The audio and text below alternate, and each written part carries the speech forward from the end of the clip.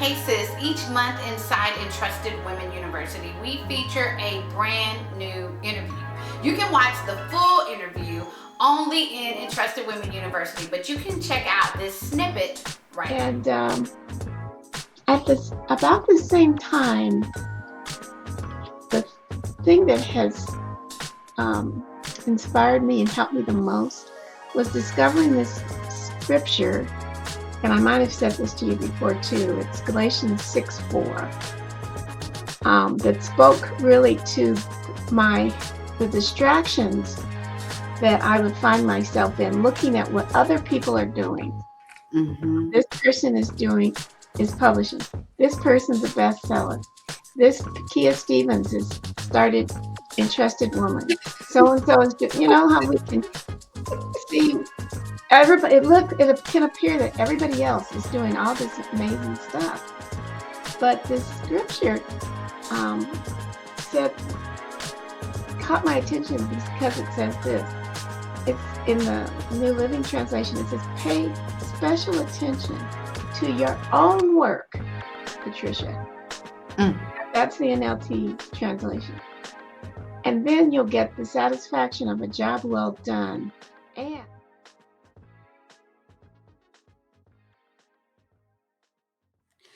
Well, hello, Entrusted Women. I am excited to be with Patricia Raymond, and the crowd goes wild. Hi, Patricia. How are you? I am so good. I'm so blessed to join you today. I'm blessed to have you, y'all. Patricia, she probably doesn't know. She's probably like, what is wrong with her? But I hold her in a special compartment of my heart. Like Mm. only Patricia can be there. I have so much respect and admiration for you, just as a woman of God, but most definitely as a writer. So if you don't know who Patricia Raybon is, if you've been under a rock, I'm going to read her bio and then we're going to dive into this interview. So Patricia is an award-winning author, essayist, and novelist who writes at the daring intersection of faith and race. A former Sunday magazine editor at the Denver Post, Patricia's fiction is a 1920s murder mystery series that I cannot recommend enough, that features a young Black theologian, a fan of Sherlock Holmes, solving crime in Colorado's dangerous Ku Klux Klan era. Yes, she's holding it up. All that secret, all that secret.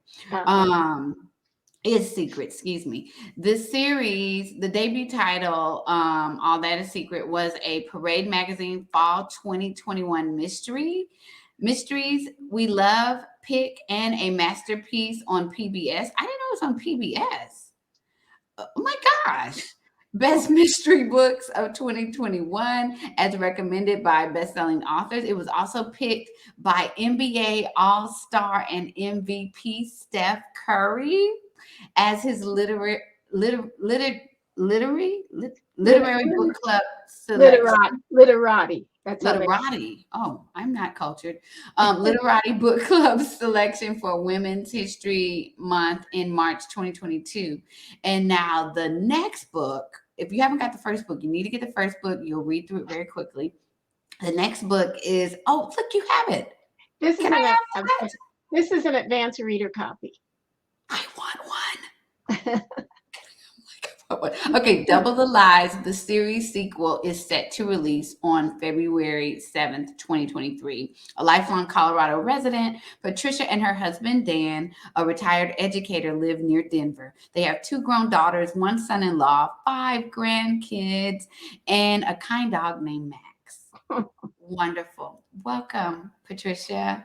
Thank you so much. And thank you, everybody who might have taken a minute or two to join us today. I'm just so honored and humbled to be with you. Oh, yes, it's pre-recorded. It's pre-recorded. So they'll watch it whenever. Yes. So let's talk about your journey, Patricia. I know I've interviewed you one other time, and the first time I saw you, actually, you were on, was it the Today Show or Good Morning America, one of those, with the book you wrote with your daughter, Right. talking about the differences of faith. And so I was like, oh, wow. Not realizing that one day I would know you. Isn't that crazy? So can you tell us a little bit about your start into publishing, your non and you talk about your nonfiction books as well? Sure. My answer when I saw the question, Kia, is pretty straightforward. And that is I'm in publishing because I was born Black. I was Hmm. born Black in an anti Black culture at a time um, when people who were in my world were the target. And so I had to figure out a way how to navigate that. And I found my way to writing. It was the only way that I knew how to process what I was experiencing. So good. And so, I tell people that for me, Emmett Till is not a history, a data point. That was part of um, what I grew up with. And so it required attention from me to survive that. And so I started writing almost as soon as I could read. And in the third grade, I had a teacher, the first African American teacher I had in elementary school, who called me up to her desk one day and asked me if I wanted to be a writer when I grew up. And, I got excited. Yes, yes. And she said, Patricia, you are a writer. Now, this is third grade, Kia.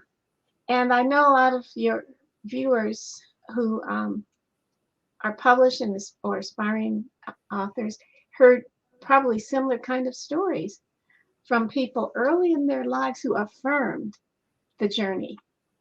And so when you ask, what's my publishing story, it really starts there with somebody seeing something in us that says, yes, I see your heart, I see your work, and keep doing it. And so that's what that woman did. Her name was Laura Smith. And when I had my very first book signing here in Colorado, she was my special guest. And so she, of course, at that point was up in age, but I was so honored to have her there and to share that with the audience. So that's really my story. Born Black. Oh my goodness. Yeah. Wait, did she remember you? Did she remember you? Oh, yes, yes. So, um, you know, um, I I go here. I write at the intersection of faith and race, and so I just sometimes have to remind people I've been Black every day of my life, and that experience um, has invited me to write about it and think about it, reflect on it, and tell stories about it. The latest, which is this novel that you mentioned when you introduced me. So that's really the quick answer. Hmm. So much of what you said, I love, Patricia. And actually, this group was really created Hmm. because of the tension I was feeling being a faith writer who was brown. And I was in these spaces during in 2015, 2016 with other faith writers who were not brown. And I was sensing that the world was on fire. We Yeah. were having tons of riots and tons of, um, police violence against Black males. It was like Yeah. every other month, it felt like all of 2015. And I did not know what to do with this tension that was going on inside of me. And I think Hmm. out of that, the Lord brought this group, the Entrusted Women group. And Hmm. I just love that your ability to write um, was a healing tool for you. And then also a tool for so many other people, to educate. It's a tool to educate. It's a tool to heal for them. I mean, it's just so much. Yes, And I love that that teacher spoke into you at an early age, that it was an African American teacher, that she took your little third grade words and said that you are already this, you know. right. It's such a beautiful story. So you majored in, did you major in journalism? Yes, I have two journalism degrees. One from Ohio State University. Now they call it the Ohio State University, and a master's in journalism from the University of Colorado at Boulder. And so, with those two degrees, I spent about a dozen years in newspaper journalism here in Denver. And then, mid career, I went up to the School of Journalism at University of Colorado to teach. And, another detour that I had not planned, but I learned a lot about myself, a lot about the profession by being in the classroom and by showing up in the classroom. And and so I did that. And then I don't know if I shared this with you the other time, but in the academy there's this idea called publish or perish. Hmm. In order to get tenure, that is, I had to publish. You publish or you perish. And so I wrote my first book, I um, memoir on racial forgiveness, to explore the unforgiveness I still had about my racial life, and realities. And my dean said to me, "This is not about journalism. This isn't going to work." But I ended up on the Today Show with that book, and I got What? and You I got cannot tell me that. and I got tenure. So you know, when our lives speak to us and tell us what needs to be said, and then we go do that, the Lord will use it. And that has um, humbly been um, the, the road I've walked all these years. And so when Hmm. I left um, higher education in 2006, I had enough birthday years and enough um, work years to leave the university and start writing full time, which is what I do now. Hmm. And doors have opened, and our job is to walk through them. Yeah. Hmm. So how many nonfiction books? I don't know if you'll be able to list all my, depending on what the number is. Is it how Yeah, many? I think now there are 6 nonfiction books. I think the novels came about because of the pandemic. Um, you know, in my state, it was heavily locked down during 2020 and 2021. And I said to my husband one day, we're here, we're isolated, vaccinated, you know, can't go anywhere. What if I worked to complete this novel that I had been working on off and on for a long time, several years? And never guessing, I said to him, if nothing comes of it, at least I tried it. But then my agent shopped it around, and several publishers were interested in it. And then when Tyndale bought it, they asked if I could turn it into a series because mystery lovers enjoy series. And so here we are. And I, I, um, I, I didn't plan it, but when we are in a situation and that presents itself with an opportunity to do something, in that case, I mean, a pandemic was such a, it was a deadly, it is a deadly pandemic. Um, so my question was, am I going to sit here and watch the news every day, or am I going to, or what else might the Lord have me to do?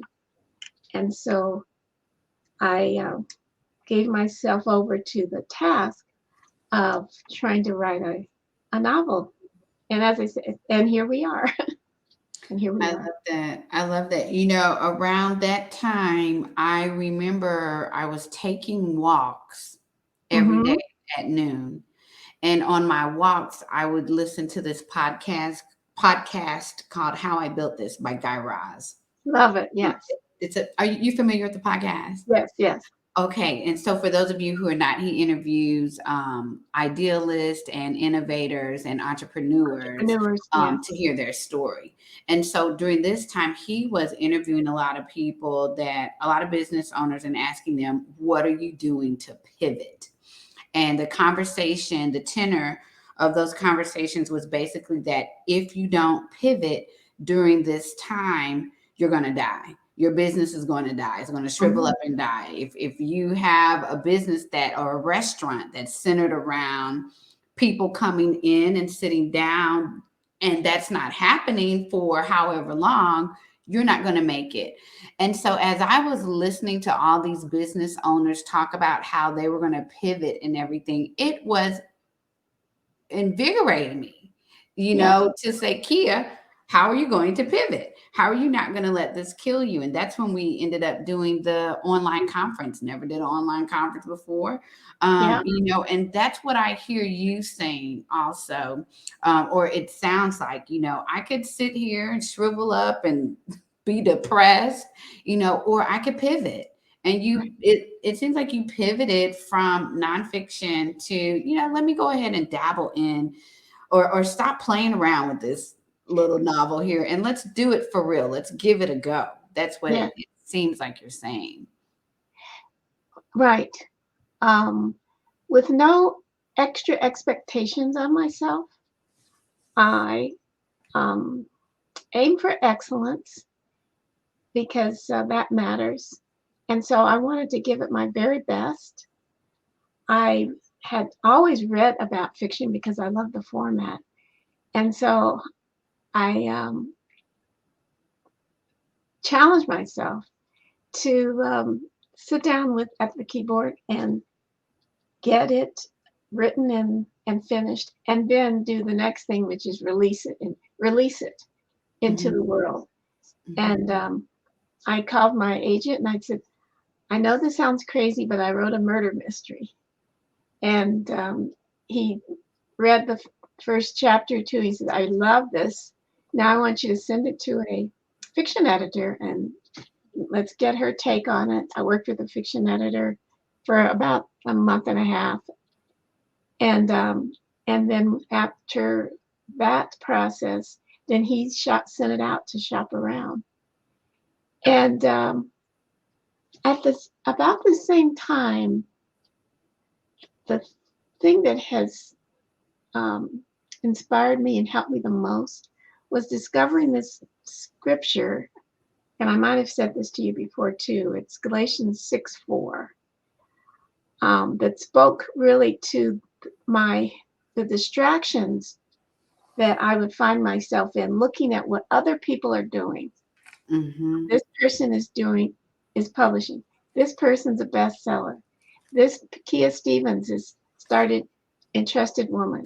So and so is doing. You know how we can see everybody. It can appear that everybody else is doing all this amazing stuff, but this scripture um, said caught my attention because it says this. It's in the New Living Translation. It says, pay special attention to your own work, Patricia. Mm. That's the NLT translation. And then you'll get the satisfaction of a job well done, and you won't have to compare yourself to anybody else. And so I reflect on that almost every day, because I see, other people, we live in a digital world, digitalized culture. Every day, somebody's announcing something big and Fabulous. fabulous. But this reminder says, girl, you better sit down and pay attention to your own work. And if you believe in this work that I'm calling you to do, and then go do it, then then you'll see what can be done with it. Mm-hmm. And so I, am grateful for that insight, because it just continues to bless me. I hope you enjoyed that interview snippet, and I want you to be sure and check out Entrusted Women University by visiting membership.entrustedwomen.com to see the interviews in their entirety. And join us next week for more content to help you on your writing and speaking journey.